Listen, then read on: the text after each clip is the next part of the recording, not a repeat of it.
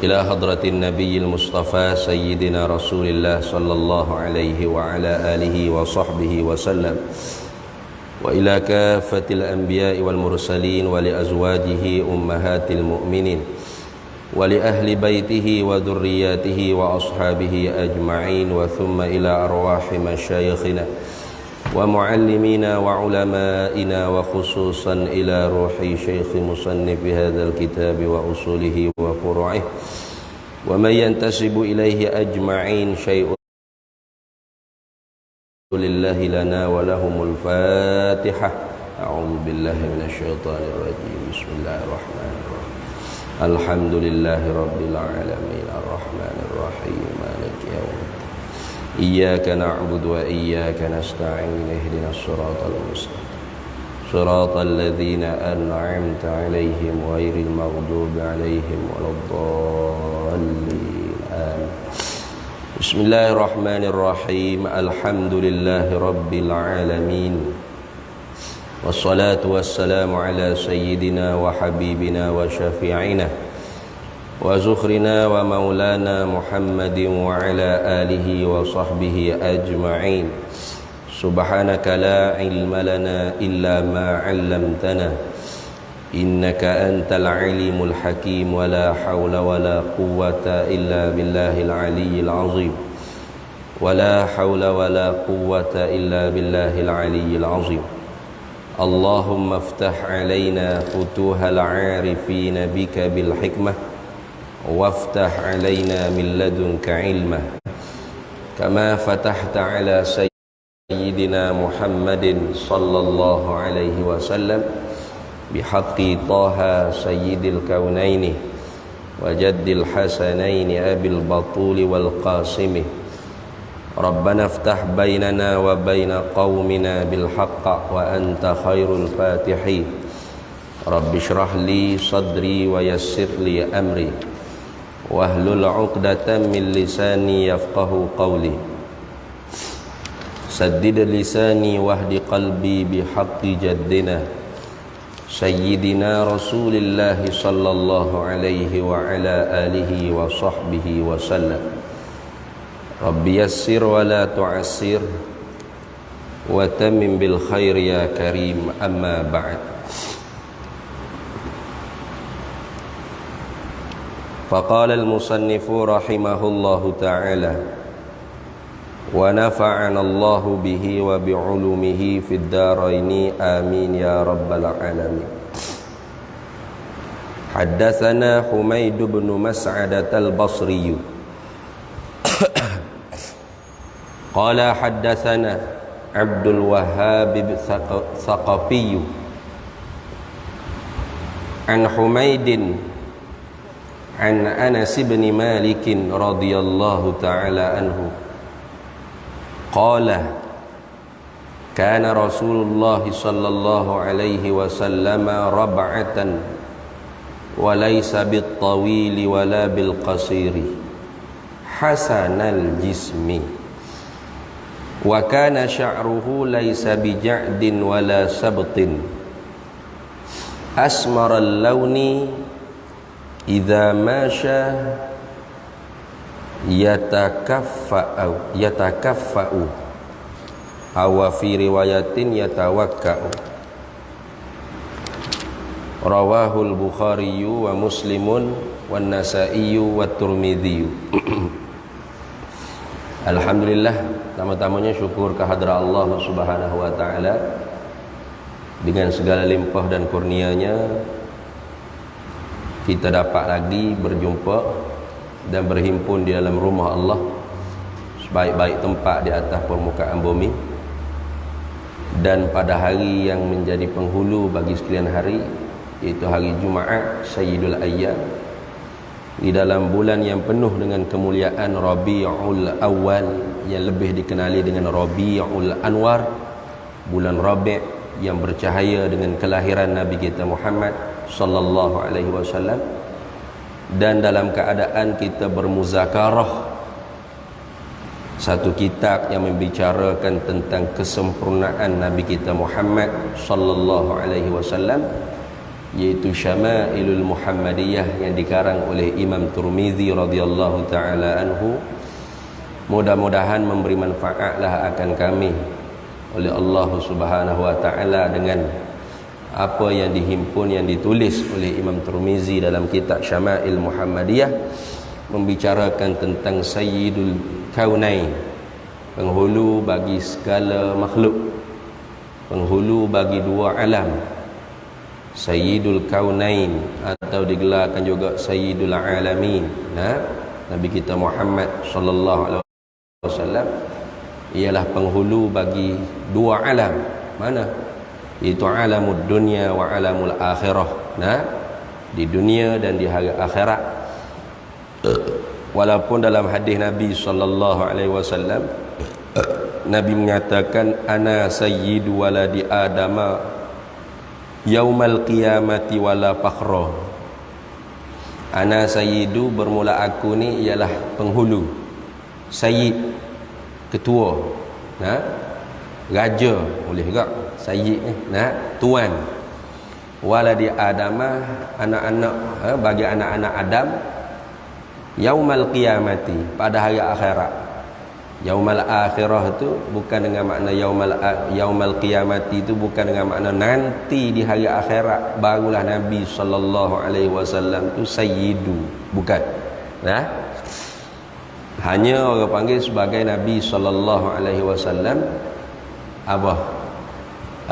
nak menyatakan tempat izhar kesayyidan Nabi, tempat zahir ketuanan Nabi sallallahu alaihi wasallam tu nanti ialah negeri akhirat.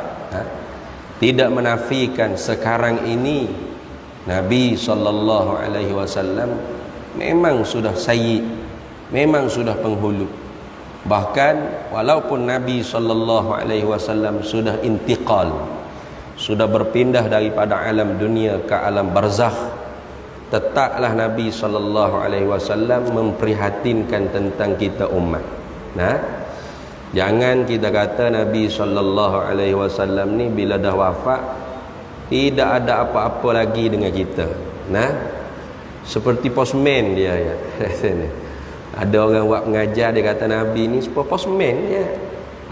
Mari hantar surat balik, gitu ya. Itu satu perbandingan yang tidak tepat.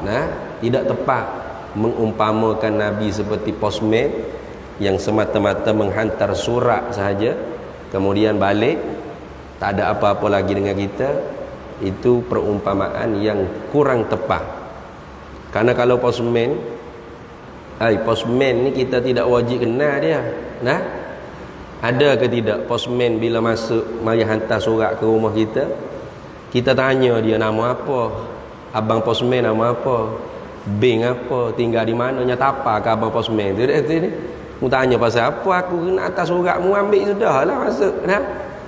Tapi Nabi sallallahu alaihi wasallam kalau kita tak kenal nama dia, banknya, lahir di mana, wafat di mana, berdosa kita. Dosa kerana wajib kita kenal Nabi sallallahu alaihi wasallam. Bahkan di dalam kubur nanti soalan tentang Nabi ini tidak satu seperti mana soalan lain. Soalan lain tu sekali je tanya, man rabbuka, siapa Tuhanmu? Wa ma dinuka, apa agamamu? Wa ma imamuka, apa keikutan kamu? Wa man ikhwanuka, siapa saudara-saudara kamu? Wa ma qiblatuka, apakah tempat hadap kamu? Itu semua soalannya sekali-sekali saja. Tetapi soalan untuk kita tentang Nabi sallallahu alaihi wasallam ni dua kali dia tanya. Man nabiyuka, siapa nabimu? Kemudiannya dibawa datangkan suratun Nabi, gambaran Nabi sallallahu alaihi wasallam. Lalu muka nakir tanya, man hadzal rajulu, siapa laki-laki ni? Maka kalau kita tak pernah dengar rupa Nabi bagaimana, rambut Nabi bagaimana, warna kulit Nabi warna apa, tak boleh jawablah kita. Laki-laki mana, tak kenal saya. Nah, maka tak kenal Nabi sallallahu alaihi wasallam. Nah, maka kerana itu jangan kita kata Nabi itu supaya posmen, jangan. Nabi itu lebih daripada posmen lagi, lebih daripada utusan, semata-mata utusan. Bahkan kita sekarang duduk hidup sekarang ni, Nabi sallallahu alaihi wasallam duduk di maqam dia di Raudah di Madinatul Munawwarah. Kalau kita datanginya, kita beristighfar di atas dosa-dosa kita, yakinlah Rasulullah sallallahu alaihi wasallam juga meminta ampun kepada Allah terhadap dosa-dosa kita. Walau annahum izzalamu anfusahum ja'uka fastaghfirullaha wastaghfara lahumur rasul lawajadullaha tawwabar rahim.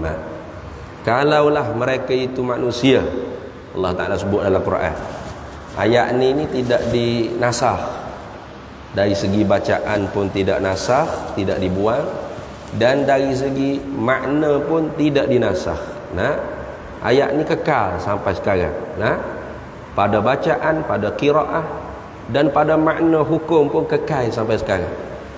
Dia kata apa? Walau annahum izzalamu anfusahum, kalaulah mereka itu manusia yang berbuat kezaliman pada diri mereka itu manusia. Buat zalim dengan apa? Dengan bermaksiat kepada Allah Ta'ala. Kan kita ke banyak ke maksiat, nah, zahiran wa batina. Maksiat zahir pun banyak, maksiat batin lagi banyak. Nah, maksiat zahir ni hak zahir lah. Lidah maki hamu orang, lidah mengupak keji orang, mata tengok perkara yang diharam oleh Allah Ta'ala. Nah, itu orang panggil maksiat zahir. Banyaklah maksiat zahir ni. Makan perkara-perkara yang syubhat, atau bahkan haram pun ada. Nah, begitu juga maksiat batin, daripada riya, ujub, sum'ah, takabur, nah, hasad, hasad deki, nah, apa lagi?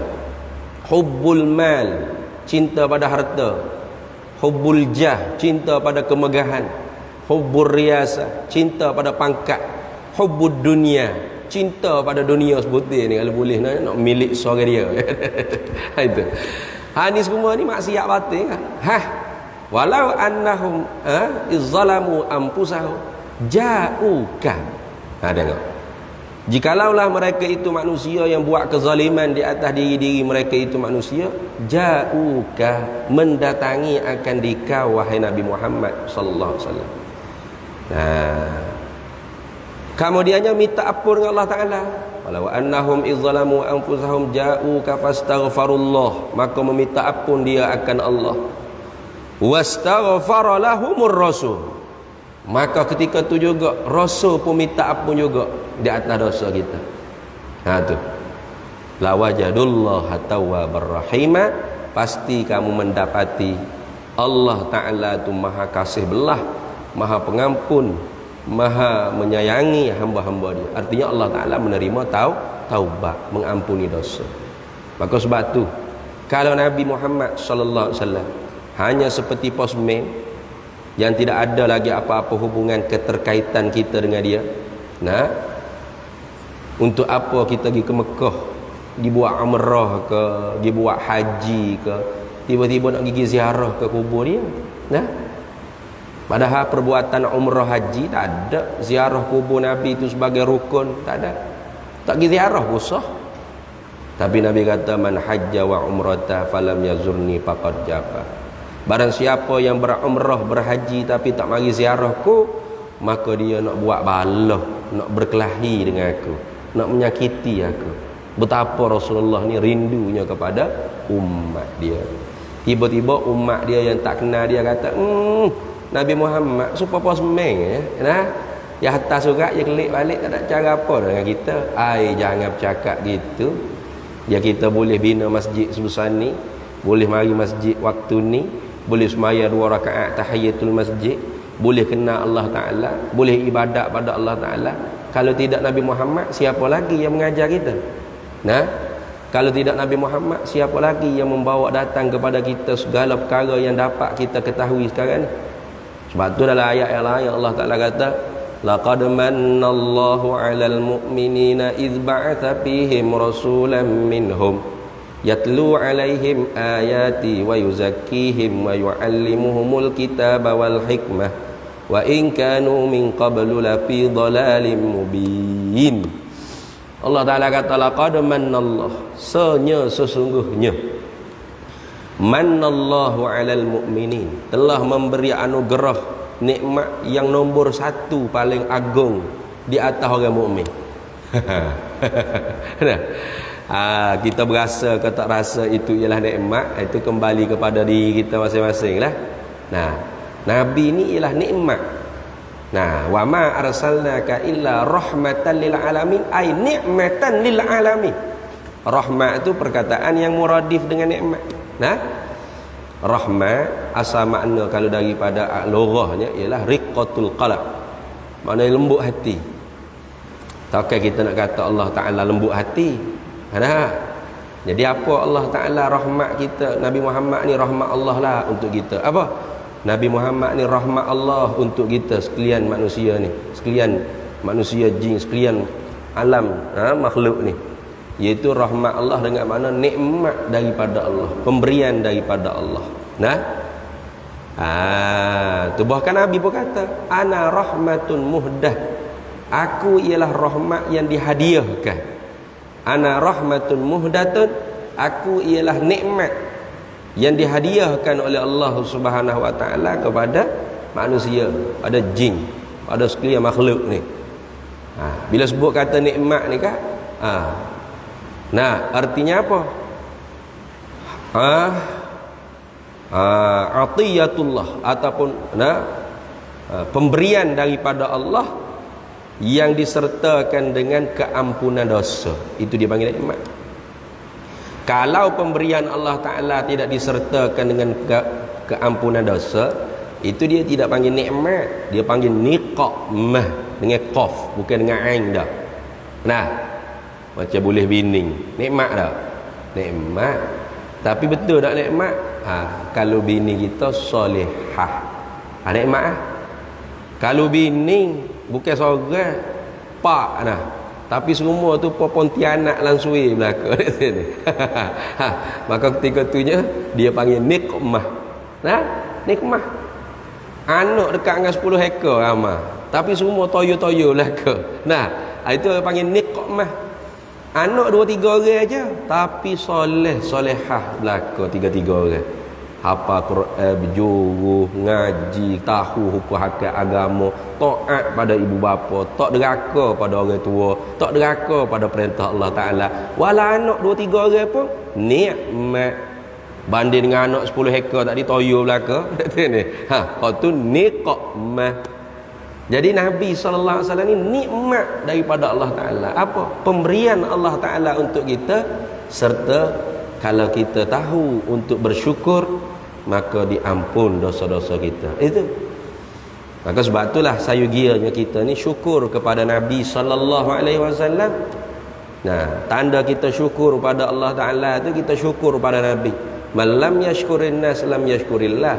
Siapa yang tidak syukur pada manusia, tak terima kasih pada manusia, maka ia tak terima kasih pada Allah Ta'ala. Tu terima kasih pada manusia tu tanda kita terima kasih juga pada Allah Ta'ala. Maka sebesar-besar jasa manusia ni tak ada lah Nabi kita Muhammad sallallahu alaihi wasallam. Kalau tak ada dia ni, kita tak boleh pakai tutup aurah begini, comel ni dengan berjubah, dengan berserbannya, nah, dengan berbaju Melayunya. Kalau tidak, kita duk pakai spanduk, tutup dengan apa? Tutup dengan apa tu? Daun pisangnya konek kita tu berjalan ke hulu ke hilir. Tak tahu aurah di mana dah. Nabi Muhammad lah mengangkatkan martabat manusia tu tinggi lebih daripada binatang. Nah, Nabi kita Muhammad sallallahu alaihi wasallam. Apakah nikmat tersebut di atas orang mukmin?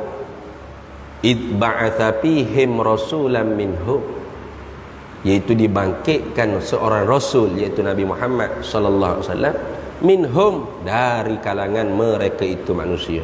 Itu nikmat nombor satu sekali.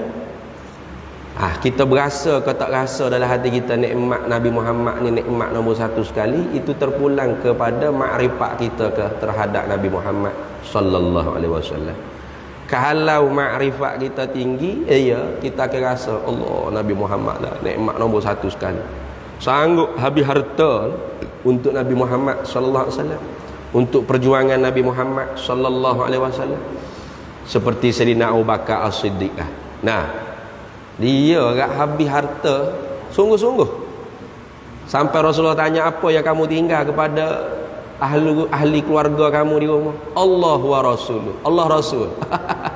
Habis untuk Rasul, habis untuk perjuangan Rasul. Apa? Islam. Nah, li'i'la'i kalimatillah, nak menegakkan ketinggian kalimah Allah Subhanahu wa taala. Itu tandanya orang itu benar-benar kenal Nabi kita Muhammad sallallahu alaihi wasallam. Nah, tu. Ni kalau lalu tabur masjid depan kita tu berat tu. Padahal tabur masjid kita waktu masuk tu li'i'la'i kalimatillah. Nah, untuk menegakkan kalimah Allah taala. Masjid kalau tak ada duit, boleh buat kuliah-kuliah, pengajian-pengajian, tak boleh lah. Maka sebab tu berlalu tabur-tabur masjid depan ni, pakat masuk. Apanya? Li'i'la'i kalimatillah. Apa? Tanda kita cinta kepada Rasulullah sallallahu alaihi wasallam. Dah tu ni. Tapi itu mengikut kemampuan masing-masing lah. Orang makrifah dia tinggilah, dia derma pak 1000, pak 2000. Dah tu ni. Lepas tu nak makan RM5 jugalah. Kan kita terbalik kan? RM5 ni lah hak nak derma, RM50 hak nak sipel lewat. Nah tu. Baik. Jadi sepenuh bulan Maulud ni kita kena banyak bicara tentang Nabi Muhammad sallallahu alaihi wasallam lah. Nah, bukan hanya bulan Maulud saja, tapi oleh kerana umat ni semakin jauh dengan Nabi sallallahu alaihi wasallam, maka sebab itulah pada kurun ke-6. Kurun ke-6 ni zaman siapa? Zaman Imam Tajuddin As-Subki, zaman Al-Hafiz Ibn Taymiyah rahimahullahu ta'ala, zaman masih lagi banyak para-para imam yang alim-alim, yang hebat-hebat. Nah, semuanya bersepakat, setuju. Hatta Ibn Taymiyah sekalipun bagus majlis ihtifal bi maulidin Nabi sallallahu alaihi wasallam. Kenapa? Kerana ulama ni dia faham masalihul mursalah, faham maslahat semasa yang berada pada zaman tersebut.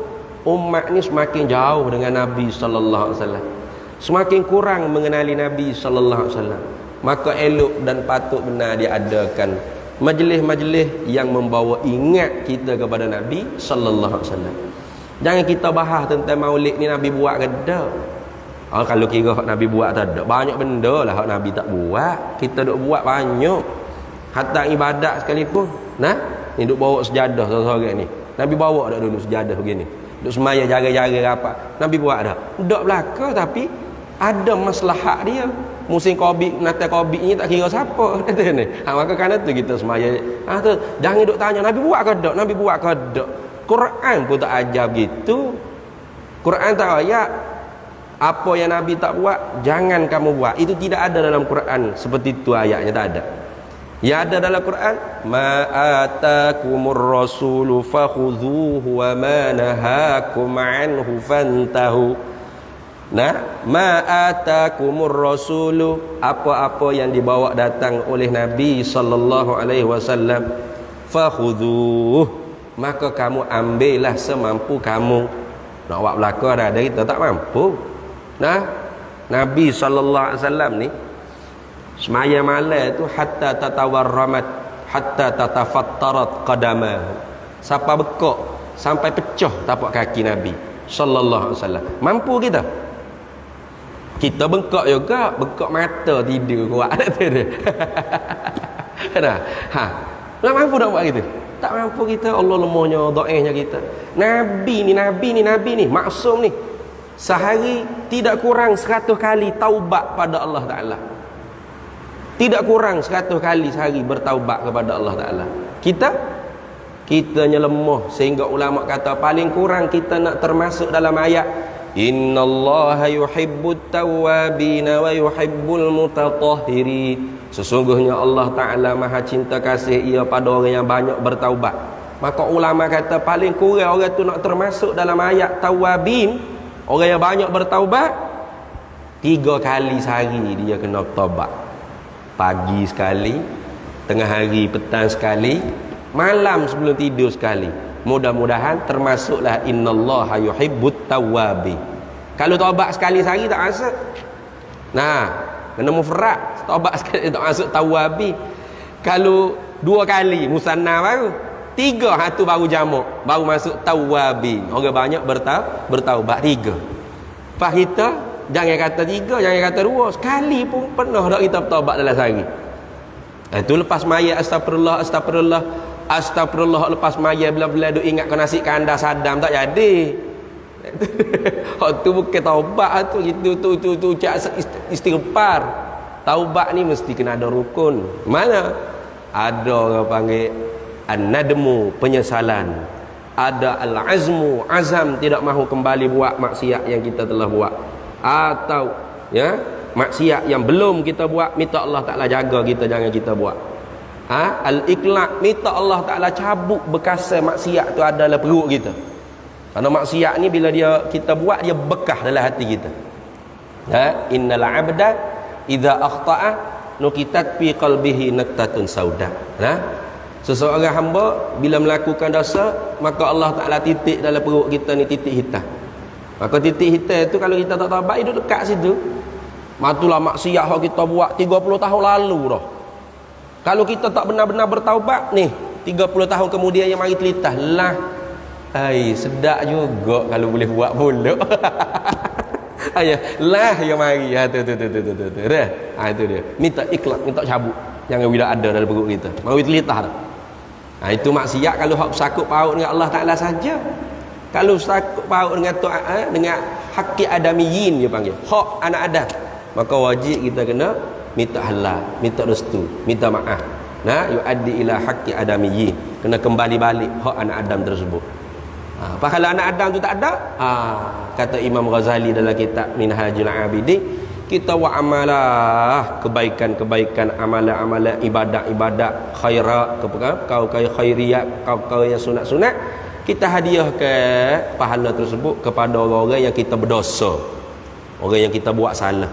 Mudah-mudahan akhirat esok bila nak dia ambil salah atas kita kerana kita pernah curi barang dia ke, kita pernah rapok barang dia ke, kita pernah buat maki hamu dia, keji dia ke, mengumpat hak dia ke, fitnah dia ke, tiba-tibanya banyak pahala dia. Pahala siapa? Pok dah lah kata pahala siapa? Saya semaya subuh pun gajah. Pahala siapa banyak ni? Kata pahala awak lah. Mari di mana ni? Zaid ni dia buat dosa denganmu, bila dia nak taubat dia carimu tak jumpa dah, mu mati dah, atau keluargamu tak ada dah, dengan keluarga dia pun tak ada, maka dia pun buat pahala kebajikan hadiah kamu. Dia nak marah tak jadilah. Tak apa, aku maaf dah dosamu mula Zaid. Ni aku nak pahala begini mu tak banyak, aku subuh-subuh pun gajah. Itu. Maka kerana tu apa nama ni? Dosa kita dengan Allah Ta'ala itu lebih ringan berbanding dosa kita dengan hamba Allah Subhanahu Wa Ta'ala.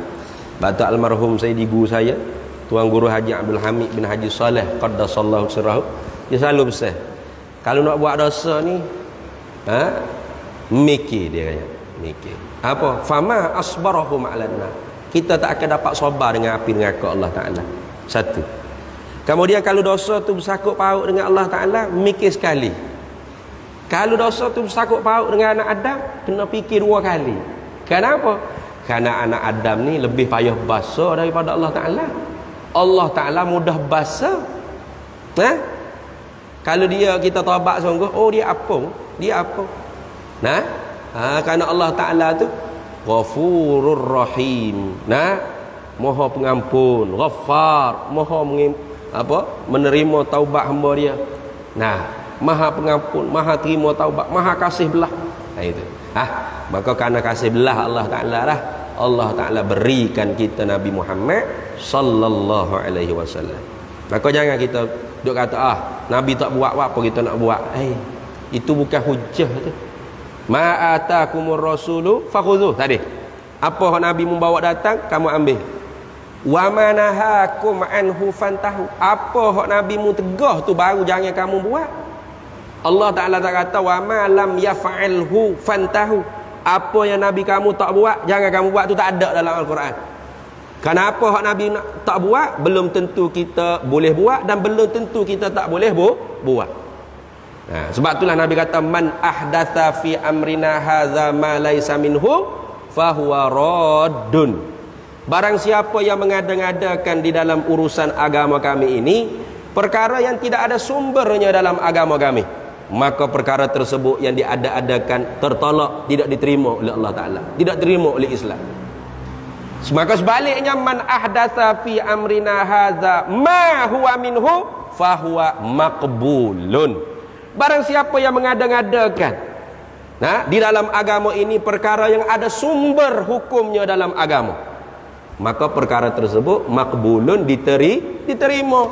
Maka sebab tu ulama kurun ke-6 dan mulanya ihtifal maulidin Nabi ni pada kurun ke-6 memang tidak ada sebelum tu. Tak ada. Tak pernah disambut oleh sahabat, tak pernah dibuat oleh Nabi sendiri. Kalaupun ada pun Nabi berpuasa pada hari Isnin, alasannya kerana hari kelahiran Nabi hari Isnin. Itu saja. Tapi dalam bentuk ihtifal maulidin Nabi memang tidak ada. Tapi ulama kenapa sepakat pada kerukunan mustahab, bagus, sunat, comel, molek program ni? Ada? Kerana tentatifnya itu ada sumber dalam agama. Apa ihtifal maulidin Nabi?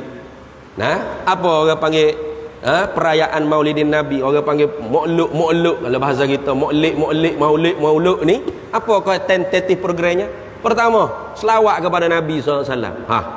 Tak ada ke anjuran dalam agama? Tak ada. Ada. Tok Khatib nak naik khutbah, Tok Bilal sini tak tahulah, tak ada sini dari sini. Tok Bilal pergi tukar khutbah. Innallaha wa malaikatahu yusalluna 'alan nabi. Ya ayyuhalladzina amanu sallu 'alaihi wa sallimu taslima.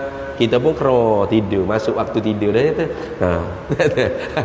Padahal aja Tok Bilal nak suruh kita pakat selawat. Bukan Tok Bilal nak suruh, Tuhan sendiri suruhnya. Ya ayyuhalladzina amanu, hai orang beriman, sallu alaihi wa sallimu taslima. Selawat olehmu atas Nabi dan ucap salam olehmu atas Nabi. Patutnya kita hak faham tu, Allahumma salli ala sayyidina Muhammad, Allahumma salli wa sallim ala sayyidina Muhammad. Pakat selawat gitu. Sebab tu hamba kalau ada Tok Khatib, Tok Bilal pergi dulu tukar tebak innallaha wa malaikatahu ya ayyuhalladzina amanu sallu alaihi wa sallimu taslima. Hamba selawat dengar-dengar. Allahumma salli wa sallim. Nak terjaga habis. Takut ada hak jenis ini tanda nak tidur dah ni. Masuk waktu nak tidur dah ya. Ada tak dalam arah ada? Apa lagi tentatif program maulid? Puji Nabi sallallahu alaihi wasallam. Tak ada ke puji Nabi? Ada banyak lah hadis-hadis. Hatta dalam bentuk syair, dalam bentuk nasar ada belaka. Bara' bin Azib radhiyallahu taala anhu, nanti akan kita jumpa hadis tersebut depan nanti. Bila ditanya kepada dia, hal wajhun Nabi sallallahu alaihi wasallam kasayf? Adakah wajah Nabi sallallahu alaihi wasallam cahayanya seperti pedang? Lalu Bara' bin Azib jawab, la, tidak. Cahaya wajah Nabi sallallahu alaihi wasallam tu tidak seperti pedang, berkilauan sehingga tidak boleh orang nak menatap wajah Nabi sallallahu alaihi wasallam. Bal wajhun Nabi sallallahu alaihi wasallam kasyaifi kasyamsi wal qamari lailatal badri. Bahkan wajah Nabi sallallahu alaihi wasallam seperti matahari dan seperti bulan penuh purnama. Bahkan lebih pada tu lagi. Itu sekadar nak tasbih saja. Hakikatnya lebih pada tu lagi cahaya Nabi sallallahu alaihi wasallam. Itu. Maka kita pun puji ni, anta syamsun anta badrun anta nurun fauqa nuri. Salah di mana? Hasan bin Sabit, bila Nabi masuk dalam masjid Nabi, sahabat-sahabat pakat berdiri nak hormat kepada Nabi sallallahu alaihi wasallam. Lalu Nabi dengan sikap tawaduknya, Nabi kata duduk. Tak payah bangun. Sahabat oleh kerana Nabi suruh duduk. Tak suruh duduk. Tiba-tiba Hasan bin Sabit tak mahu duduk, dia duduk senyap, cakap, cacang, diri juga dia. Sahabat-sahabat kata, duduklah Hasan. Rasulullah suruh duduk. Aku nak berdiri. Bila Hasan bin Sabit ni seniman zaman Nabi. Nah, seniman zaman Nabi ni sudah ada seniman, bukan Piramli saja senimannya. Nah, dia siapkan Nabi ni siapkan mimbar untuk para seniman, nah, mempersembahkan orang panggil karya-karya dia dalam masjid Nabi sallallahu alaihi wasallam. Bila Nabi lalu cak depan Hasan bin Sabit, dengan secara spontan dia pun menyanyi dah, bisyair dah. Nah, qiyami lil azizi alayya fardun, nah, wa tarkul fardi ma huwa mustaqimu, ajibtu liman lahu aqlus salimu, yara hadzal jamal wa la yakum.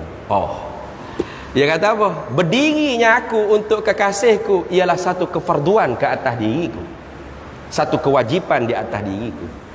Meninggalkan perkara yang wajib itu bukan perkara yang benar, bukan yang betul. Tinggal benda wajib, tak semaya Jumaat dengan tak ada sebab apa keuzuran, tak semaya subuh hari tadi, kau berat kata ni. Tinggal benda wajib itu tak betul apa ni? Ajibtu liman lahu aqlus salim, hairan aku melihat orang yang mempunyai akal yang sejahtera. Yara hadzal jamal wa la yakumu, melihat ini kecantikan yang Allah Ta'ala jadikan, iaitu Nabi Muhammad sallallahu alaihi wasallam, wala yakumu, tapi tidak berdiri menghormatinya. Rasulullah marah tak? Dah.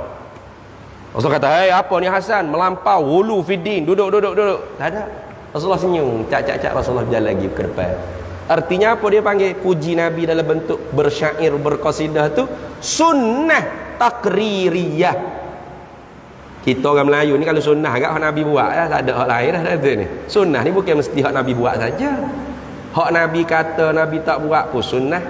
Hak sahabat cerita Nabi buat, Nabi tak kata pun dia panggil sunnah. Ada benda hak Nabi tak kata, Nabi tak buat, orang lain yang buat, orang lain yang kata, sama ada di depan Nabi atau di belakang Nabi, kemudian diberitahu kepada Nabi, tapi Nabi tidak engkar, maka tu dipanggil sunnah takririyah. Ada sunnah qauliyah, sunnah fi'liyah, sunnah takririyah. Maka maulidun Nabi itu program tentatifnya selawat ke Nabi, puji Nabi. Ada sumber tak? Ada sumber. Lepas tu apa lagi? Beri makan, jamu yang makan. Tu ramai mari maulud tu. Beri makan. Ada tak sumber? Ada. Wa yut'imuna at-ta'ama 'ala hubbihi miskinan wa yatiman wa athira. Dalam Quran pun suruh buat jamu makan. Hadis pun kata it'amut ta'am, buat olehmu jamuan makanan. Nah, jadi semuanya ada sumber dalam hukum Islam. Maka amalan seperti ini maqbulun bukan mardudun, diterima bukan ditolak. Itu tu cara nak faham dia ni. Jangan kita kata burger tak ada sama Nabi, haram kita makan. Lepas tu roti ada, daging ada, cili ada. Lepas tu kalau gabung sekali haram. Sebab apa? Tak ada nama Nabi. Lepas tu nak makan macam mana? Makan satu-satu ya. Oh, janganlah gotu ni. Oh, berat lah gotu nah. Tu baik, habis itu. Kemudian hadis yang kita nak sambung sikit hari ni ya. Kata Imam Tirmizi radhiyallahu taala anhu, haddatsana, mencerita akan kami Humaid bin Mas'adah Al-Basri. Qala, berkata oleh Humaid bin Mus'adah Al-Basri, Mas'adah Al-Basri, haddatsana, mencerita akan kami Abdul Wahhab As-Saqafi, oleh Abdul Wahhab As-Saqafi. Abdul Wahhab As-Saqafi ni ambil daripada mana? An Humaidin, daripada Humaid juga. An Anas bin Malikin, Humaid ini ambil daripada Anas bin Malik. Anas bin Malik ni ialah khadim bagi Nabi kita Muhammad sallallahu alaihi wasallam. Nah, orang yang berkhidmat kepada Nabi SAW. Kecil-kecil lagi mak dia Ummu Sulaim ni bawa beri dia kepada Nabi sallallahu alaihi wasallam. Ketika mana Rasulullah sampai di Madinah tu, nah, Ummu Sulaim ni tengok orang duk pakak bui barang-barang berharga kepada Rasulullah. Nah, bui emas ke bui berapa tak kira lah, bui baju mahal ke tak kira lah, nah, bui kenderaan mewah ke, biasalah tu. Nah, supaya Rasulullah tu ingat ke dia, jatuh hati ke dia. Nah, Rasulullah tidak pandang benda-benda lagu tu. Nah, lalu Ummu Sulaim kata, aku pun nak bagi jugalah ke Rasulullah, biar Rasulullah ingat juga ke aku. Balik ke rumah, dia orang miskin, tak ada barang berharga. Semuanya orang panggil benda-benda cak kodi lah, orang Kelantan panggil tu ni. Benda tidak orang panggil mahal, benda-benda maiding gitu lah, barang-barang murah. Nah, Malaikat satu aja hak paling berharga, anak dia sendiri, Anas bin Malik. Dia pun piping tangan anak dia, bawa jumpa depan Nabi SAW. Ya Rasulullah, aku balik ke rumah tadi tengok apa benda nak bagi ke Rasulullah, benda berharga. Tak ada. Emas tak ada, rumah aku perak pun tak ada. Nah, barang-barang berharga tak ada belaka ya Rasulullah. Hanya ni satu-satunya hak paling berharga, nyawa aku, anak aku. Nyawa lah anak ni. Mak siapa tak sayang ke anak? Kucing lagi saya, lebih pada manusia lagi kucing saya ke anak. Betul tak? Betul sungguh. Kucing tak beranak seekor, beranak paling mereka. Pas kali menyusu tu gap jujur baris perut dia. Rela kurus ke diri. Kita manusia ni beranak 2 ekor tu jarang lah kembar ni ni. Seekor je kalau beranak. Tapi kat Allah mengeluh juga, ya Allah letih lah penat. Tu tengok. Mak mana tak sayang anak? Tak ada mak tak sayang anak. Tapi oleh Ummu Sulaim, kerana cintanya kepada Rasulullah, kepada Rasulullah. Minta Rasulullah doa. Apa 3 perkara Rasulullah doa? Doa supaya panjang umur, murah rezeki, banyak harta. 3-3. Dia 3-3 tu memang makbul sungguh. Hamba tak ingat dah doa, hamba duduk doa bait dulu tapi tak ingat duduk mana. Ada. Anas bin Malik bin Nadr Al-Ansari Al-Khazraji. Mak dia Ummu Sulaim binti Malhan bin Khalid. Rasulullah doa bil barakati fil mali wal waladi wal umri. Nabi doa dengan keberkatan pada harta, anak dan umur.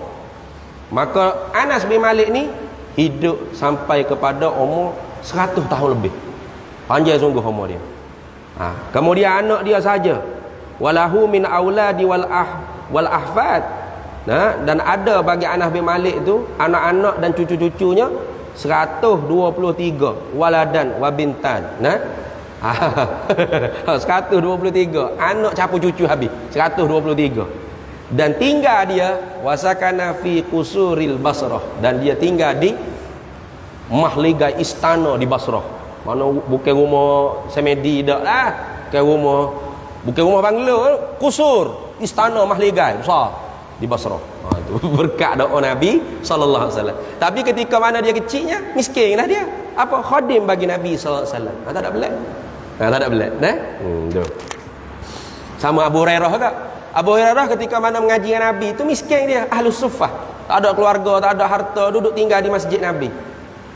Santrinya Nabi, tok fakir pondok Nabi sallallahu alaihi wasallam. Tapi nantinya dia menteri besar di zaman Sayyidina Umar bin Al-Khattab. Bahkan gubernur, bukan setakat menteri besar, gubernur. Bahkan dia ni ahli perniagaan kuda yang berjaya. Kaya-kaya dia. Sebab tu anak kita duduk datang ngaji pondok ke madrasah ke, jangan kita kata gelak lah masa depan. Jangan, kita tak tahu ke depan ni dia jadi gubernur, tak tahu. Jadi menteri ke, jadi YB ke, jadi ahli perniagaan berjaya, wallahu alam, kita tak tahu dah. Itu. Yang penting kita kata anak kita tu supaya dia tu berilmu, berpengetahuan. Itu supaya dia terbeza daripada binatang. Tanpa ilmu binatang. Anak kita tu bukan binatang, manusia. Itu. Baik. Apa kata Anas bin Malik? Qala, berkata oleh Anas bin Malik, kana Rasulullah sallallahu alaihi wasallam, adalah Nabi sallallahu alaihi wasallam rab'atan. Rab'atan ni maknanya mutawassit bainat tawil wal qasiri. Mana seorang yang sedang-sedang. Tubuh dia tu tidak terlalu tinggi dan tidak terlalu pendek. Sedang-sedang. Sehingga kalau dia duduk bersama dengan orang pendek, orang rendah, maka dia tertampak tinggi, dan ketika mana dia berada di tengah-tengah orang yang tinggi-tinggi, dia tidak tenggelam kerana ketinggian orang lain. Dia pun tinggi juga. Itu. Tu Rasulullah sallallahu alaihi wasallam disifatkan tubuh badan dia. Apa rab'atan? Walaisa bitawil, ini katafsiri liqauli rab'atan. Ini seumpama tafsir lah, nak menghuraikan perkataan rab'atan tu apa makna? Rab'atan tu ay marbu'an. Apa marbu'an atau rab'atan? Ay walaisa bitawili wala bil qasiri. Tu walaisa bitawil, tidak terlalu panjang, wala bil qasiri. Itu. Tidak terlalu pendek. Maknanya tubuh Nabi SAW al-mutawassitu bainat tawili wal qasiri. Sederhana tinggi dan panjang, tinggi dan pendeknya. Nah, sederhana, tengah-tengah. Kita duduk syarah dah itu. Nah, itu melambangkan ajaran Nabi sallallahu alaihi wasallam yang nak dibawa tu sendiri, ajaran yang bersifat manhajut tawassut, manhaj yang apa? Pertengahan, i'tidal, di tengah-tengah. Tidak ekstrim dan tidak liberal. Nah tu. Tidak mutasyaddid dan tidak juga mutasahil, bermudah-mudah. Itu. Khabar bagi kanan tadi hasanal jismi, ialah cantik elok tubuh badan Nabi SAW. Sangat cantik, sangat elok, molek sangat-sangat. Macam kita ni tak molek mana. Tak ada ni. Atas ni nampak, kalau bawah ni besar. Nabi dah. Nabi atas ni dada biar bidang. Nanti depan hadis nanti, tubuh Nabi SAW bidang dia dada dia. Tapi perutnya kempis ataupun sama. Sehingga Nabi ni banyak berlapar, duk ikat batu sama dia di perut Nabi. Kita pula besar mana? Besar dada ke besar perut? Besar perut. Itu kita. Habis itu. Kemudian jam tu nampak bunyi dah tu dah. Masuk dah waktu tu. Jadi kita berhenti dulu. Wa kana sya'ruhu laisa bija'din wala sabtin. Dan tidak adalah rambutnya Nabi SAW tu terlalu lurus dan tidak lalu terkerinting. Nantinya di hadapan ni hadis Nabi yang seterusnya nak cerita tentang rambut Nabi. Nabi ni sentiasa berambut panjang. Dan jarang Nabi ni berambut pendek. Hanya ketika mana tahlul, ketika mana haji umrah tu Nabi tu bercukur sekali lah. Lain Nabi tu sentiasa berambut panjang. Bahkan setengah-setengah dia ikat, dia jaling rambut Nabi SAW. Maka martabat rambut Nabi panjang tu ada nama dia. Ada wafrah, ada limmah dan sebagainya. Nanti depan jummah, limmah, wafrah. Itu setakat mana panjangnya. Sini orang panggil gapo, sini panggil gapo, pakai ke belakang ni orang panggil gapo. Itu nanti kita akan jumpa di hadapan. Jadi kita berhenti situ dulu. Wa kana sya'ruhu laisa bija'din. Masjid apa ni? Qurtubi deh.